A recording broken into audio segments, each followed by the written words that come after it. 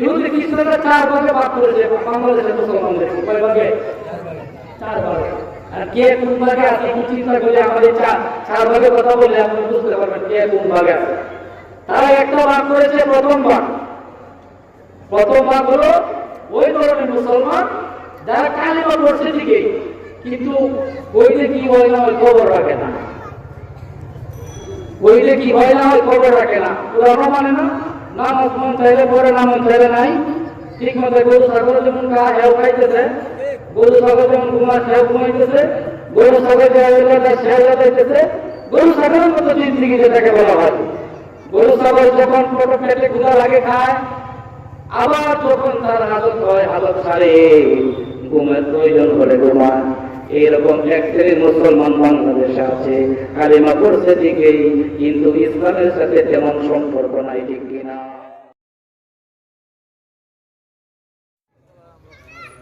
আলহামদুলিল্লাহ আলহামদুলিল্লাহ নাহমাদুহু ওয়া নাস্তাঈনুহু ওয়া নাস্তাগফিরুহু ওয়া নু'মিনু বিহি ওয়া নাতাওয়াক্কালু আলাইহি ওয়া নাউযু বিল্লাহি মিন শুরুরি আনফুসিনা ওয়া মিন সাইয়্যাতি আ'মালিনা মান ইয়াহদিহিল্লাহু ফালা মুদিল্লা লাহু ওয়া মান ইউদ্লিল ফালা হাদিয়া লাহু وأشهد أن لا إله إلا الله وحده لا شريك له وأشهد أن محمدا عبده ورسوله أما بعد فقد قال الله تبارك وتعالى في كلامه المجيد وفي فرقانه الحميد أعوذ بالله من الشيطان الرجيم بسم الله الرحمن الرحيم إن الذين قالوا ربنا الله ثم استقاموا تتنزل عليهم الملائكة ألا تخافوا ولا تحزنوا وأبشروا بالجنة التي كنتم توعدون صدق الله المولانا العظيم وقال رسول الله صلى الله عليه وسلم تركت فيكم أمرين لن تضلوا ما تمسكتم بهما كتاب الله وسنتي وصدق رسوله النبي الحبيب الكريم ونحن على ذلك لمن الشاهدين والشاكرين والحمد لله رب العالمين شهيد ذكرك اللهم صل على محمد وعلى آل محمد كما صليت على إبراهيم وعلى آل إبراهيم إنك حميد مجيد اللهم بارك على محمد وعلى آل محمد كما باركت على إبراهيم وعلى آل إبراهيم إنك حميد مجيد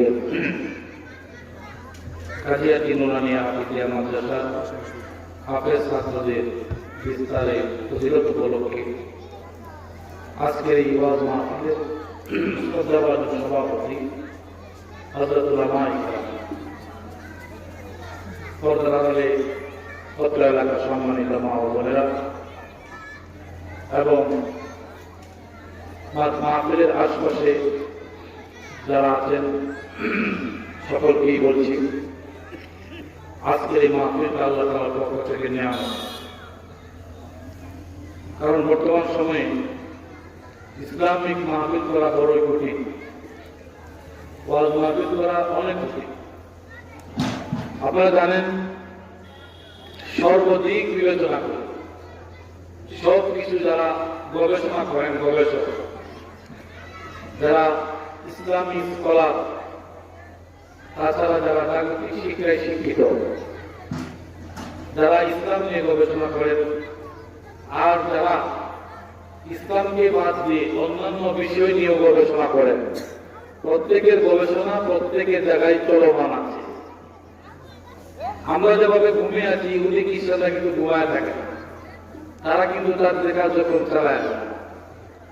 এবং বর্তমান পৃথিবীতে মুসলমানদেরকে কিভাবে ধ্বংসের আরো আপনার সন্নিকটে নেওয়া যায়, সেই চেষ্টা কিন্তু তারা অব্যাহত রেখেছে, চলমান রেখেছে।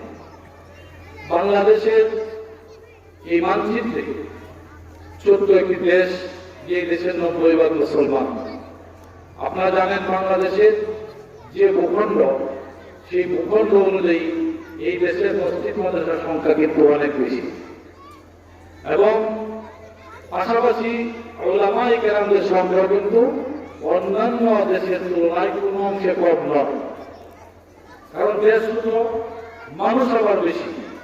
ছোট্ট দেশ অনুযায়ী জনসংখ্যা অনেক বেশি, আর জনসংখ্যা অনুযায়ী মসজিদ মাদ্রাসার সংখ্যাও অনেক বেশি, ঠিক কিনা? আর সে কারণে কিন্তু ওয়াজ মাহফিলও বেশি হয়। মুসলিম দেশ হলেই ওয়াজ মাহফিল হয়। কাজে আমি অনুরোধ করছি, চতুর্মুখী ষড়যন্ত্রের শিকার আমরা। ইচ্ছা করলেই কিছু বলতে পারি না, ইচ্ছা করলেই আপনার ধর্মীয় কাজগুলো স্বাচ্ছন্দ্যে করা যায়, করতে গেলে বিভিন্ন সমস্যার সম্মুখীন আমাদেরকে হতে হয়, ঠিক কিনা? কিন্তু এটা আমাদেরকে মেনে নিতেই হবে।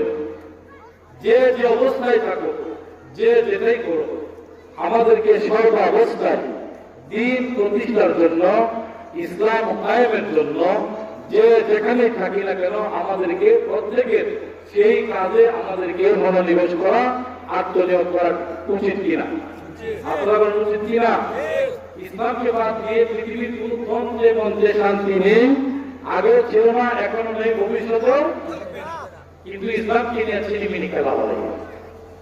মানুষ যখন ইসলামকে নিয়ে ছিনিমিনি খেলে, মানুষ যখন ইসলামকে বাদ দিতে চায়, ইসলামের উপরে আঘাত করে, পৃথিবীর কোথাও কোনো আপনার প্রতিবাদ না হলেও আল্লাহ রাব্বুল আলামিন তার প্রতিবাদ নিজে করেন, যে বলেন ঠিক কিনা?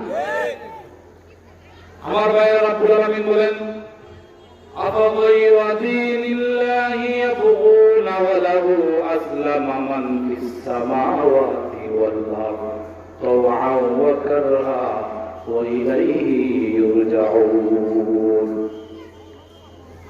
আল্লাহর ধর্ম বাদ দিয়ে, ইসলামকে বাদ দিয়ে তোমরা যত মানুষের যত কিছুর অনুসরণ করো, তোমরা যত কিছুকে কাছের মনে করো, কোনো কিছুর কাছের নয়।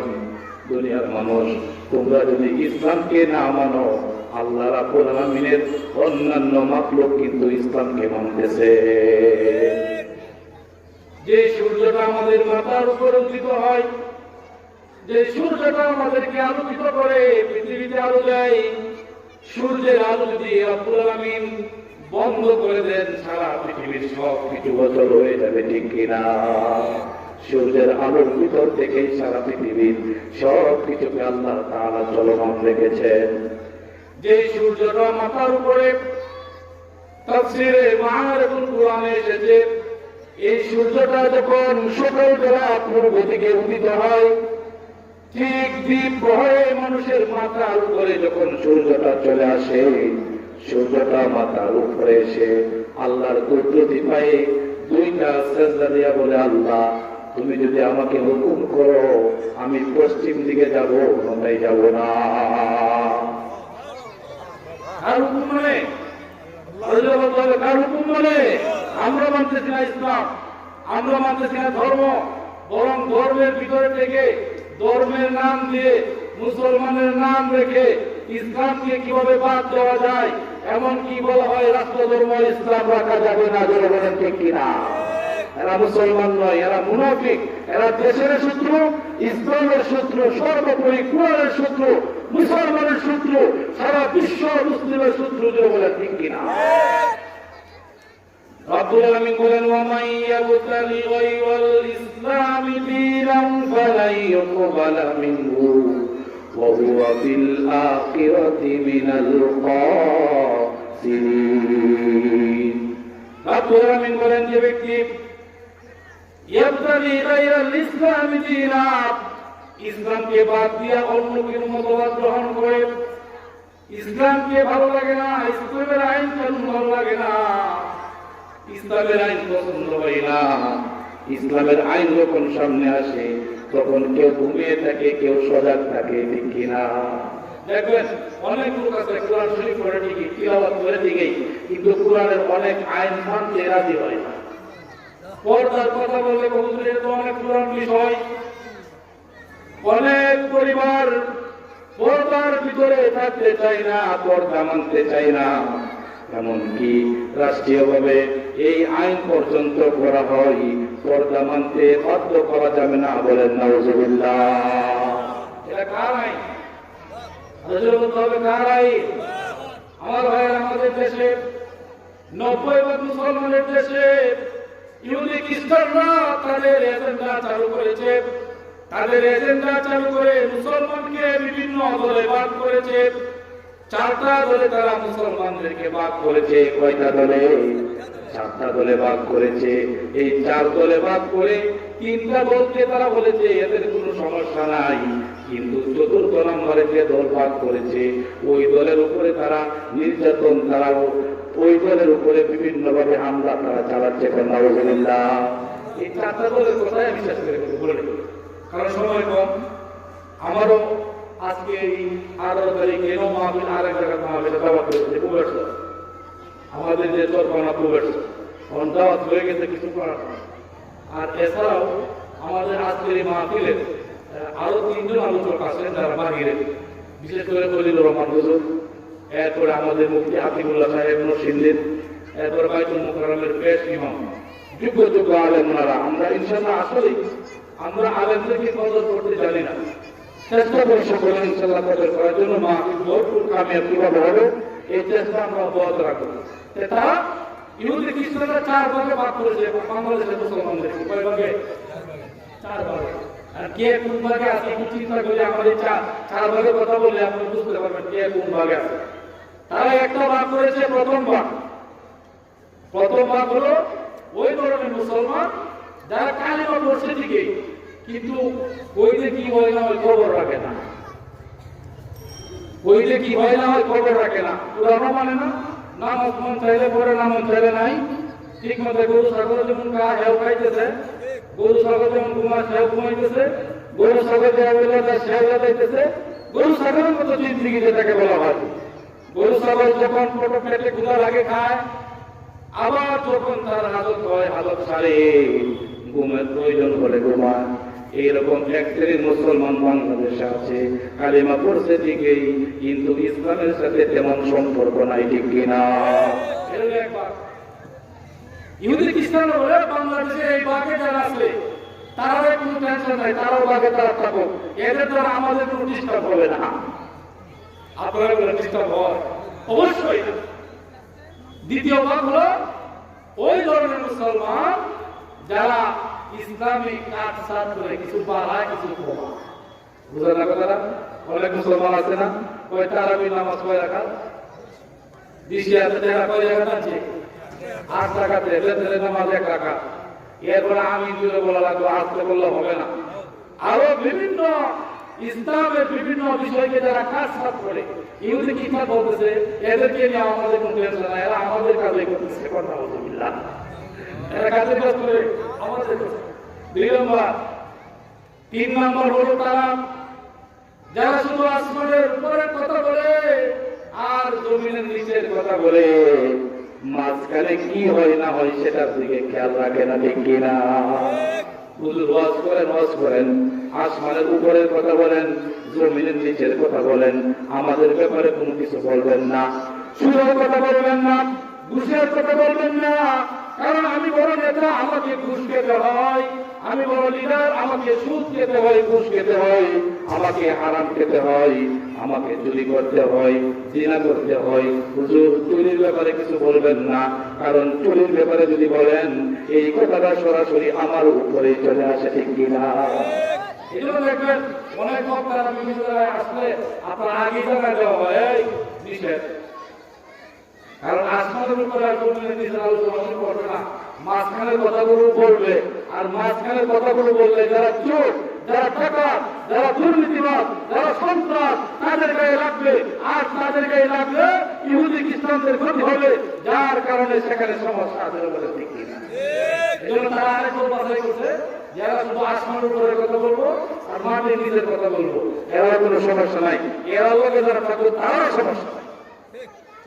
এটা হলো 3 নম্বর স্তরের মুসলমান।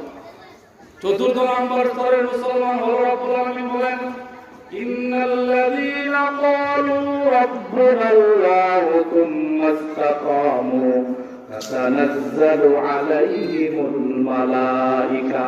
আল্লাহ পাক বলেন, যারা বলে আমার রব আল্লাহ, আমার মালিক আল্লাহ, আমি আমার রবকে তারা কিছুই চিনি না, কিছুই বুঝি না, আমার রবের কথা বলবো, আমার রবের পক্ষে থাকবো, রবের কোরআনের পক্ষে থাকবো, রবের ধর্মের পক্ষে থাকবো, আর হক কথা বলে যাব। যত বিপদ, যত মুসিবত আসো, আমি দুনিয়ার কোন শক্তির ভয় করি না, মৃত্যুর ভয় করি না, জানের মায়া করি না। হক কথা বলে যদি আমাকে মরতে হয় মরে যাব, আমাকে জেলে যেতে হয় জেলে যাব, আমাকে দুনিয়ার সব কিছু ত্যাগ করতে হয় ত্যাগ করবো, এরপরেও হক কথা বলা কখনো বন্ধ করব না। এইরকম এক ধরনের মুসলমান এই জমিনে আছে না নাই? আলোচনা আছে না নাই? তুমি কি চিন্তা করে এর ধরো, এর ধরো, এর ধরো। যারা এই দলে আছে, এই দলের যারা চুরের বিরুদ্ধে বলে, যারা সন্ত্রাসের বিরুদ্ধে বলে, যারা অন্যের বিরুদ্ধে প্রতিবাদ করে, যারা দ্বীন কায়েমের জন্য, খেলাফত কায়েমের জন্য চেষ্টা করে, যারা হযরত উমর ফারুক রাদিয়াল্লাহু তাআলার শাসন চায়, যারা কোরআনের শাসন চায়, কোরআনের আইন চায়, যারা কোরআনের সমাজ চায়, যারা ইসলামকে প্রতিষ্ঠিত করতে চায়, তাদেরকে দেখে দেখে ধরো এবং তাদেরকে বলো, তারাই ধরো আমরা ইহুদি খ্রিস্টানের সমস্যা আছে বলে ঠিক কিনা? এলাকে কিন্তু তারাই ধরে। আচ্ছা, তারা ধরলে আসলে বাংলার সঙ্গগুলো যারা হক কথাগুলো বলেন, তারা কিন্তু এখন মাঠে নাই, বন্দি ঠিক কিনা? এলাই কি হক কথা বন্ধ হয়ে গেছে? আল্লাহ তো কাউকে কাউকে বলবে বন্ধ করা যাবে না। ইসলাম তো কোনো ব্যক্তি নয়, ইসলাম কোনো ব্যক্তি নয়, ইসলাম সরাসরি কার ধর্ম? ইন্নাদ-দীনা ইনদাল্লাহিল ইসলাম। আল্লাহ পাক বলেন, একমাত্র মনোনীত ধর্ম হলো ইসলাম, যেটা স্বয়ং আমি আল্লাহ। ইসলামের মালিক কে? ইসলামের মালিক কে? আল্লাহ। ইসলাম ছাড়া পৃথিবীতে যত ধর্ম তৈরি হয়েছিল, প্রত্যেকটা ধর্মই কোন না কোন সময় ব্যক্তি বিশেষে তৈরি হয়েছিল, কিন্তু কেবলমাত্র শুধুমাত্র একমাত্র ধর্ম হলো ইসলাম, যেটা হযরত আদম আলাইহিস সালাম থেকে নিয়ে অদ্যাবধি পর্যন্ত চলমান, কিয়ামত পর্যন্ত থাকবে, ছিল, আছে, থাকবে। পৃথিবীর কোন শক্তি ইসলামের কোন ক্ষতি করতে দাঁত হয় না। আমাদের মুখে 32টা দাঁত আগে আছে, এখন আছে, থাকবে, বুঝলে বয়সে দাঁত থাকে, কিন্তু জিহ্বা কয়টা? জিহ্বা একটা। জিহ্বা আসেন না, আগে মায়ের গর্ভ থেকে জিহ্বা নিয়ে আসছিলাম, জিহ্বা কিন্তু আসিল, এখনো আছে, মৃত্যু পর্যন্ত থাকবে। দাঁত ছিল না, আছে, থাকবে না, ঠিক তদ্রূপ ইসলাম ছিল, আছে, থাকবে। পৃথিবীর অন্য কোন শক্তি ইতিপূর্বে ছিল না, এখন আছে, একদিন তাদেরকে খুঁজে পাওয়া যাবে না। জোরে বলেন ঠিক কিনা? কাজে আসুন আমরা আজকের এই প্রোগ্রাম থেকে একটা দৃঢ়বদ্ধ একটা সংকল্প করি, একটা প্রতিজ্ঞা করি, বাকি জীবন হক যে পন্থী আছে, হক পন্থী যারা, যারা হকের কথা বলে, তাদের সাথে থাকবে। আর দুনিয়ারা কয়দিনে দুনিয়ার লোক লড়াই করিয়া, আপনার নেতার পিছিয়ে করিয়া, বিভিন্ন দলের পিছনে করি, এই দল ইসলামী দল কিনা সেটাও আমি চিন্তা করি। আমার দল একমাত্র ইসলাম, ঠিক কিনা? পৃথিবীর অন্য কোন পার্টি আমার দল হতে পারে না, অন্য কোন মতামত, অন্য কিছু তন্ত্রমন্ত্র আমার আপনার জীবন বিধান হতে পারে না, আমার চলার পাতেই হতে পারে না, আমার পথ নীতি হতে পারে না। একমাত্র ইসলাম যেখানে আছে, আমিও সেখানে থাকবো। কোরআনে আপনার আমাদেরকে যখন কবরে রাখা হয়, বলে বিসমিল্লাহি ওয়া আলা, অর্থ কি? আল্লাহর নামে রাসূলের দলে দিয়ে গেলাম। আর দলে আমি রাসূলের দল জীবনে কোনোদিন করছি না, মিথ্যা কথা তো বললেই কবরে রাখার সময় বলা, আমি রাসূলের দল তো করি নাই। আমি তো দল করেছি যারা মানুষ যেগুলো তৈরি করেছে সে দল করেছি। আমার দল হবে কোরআনের দল, আমার দল হবে ইসলাম, আমার নেতা হবে রাসূল আকরাম সাল্লাল্লাহু আলাইহি সাল্লাম, আমার দল হবে উলামায়ে কেরাম, আমার দল হবে হকপন্থী উলামায়ে কেরাম, যারা খেলাফত কায়েমের জন্য, যারা দ্বীন প্রতিষ্ঠার জন্য সংগ্রাম করে আন্দোলন করে হক কথা বলে, তারা হলো আমার নেতা। আসলে বলে ঠিক কিনা? তাহলে আসলে আমরা সব বাদ দিই।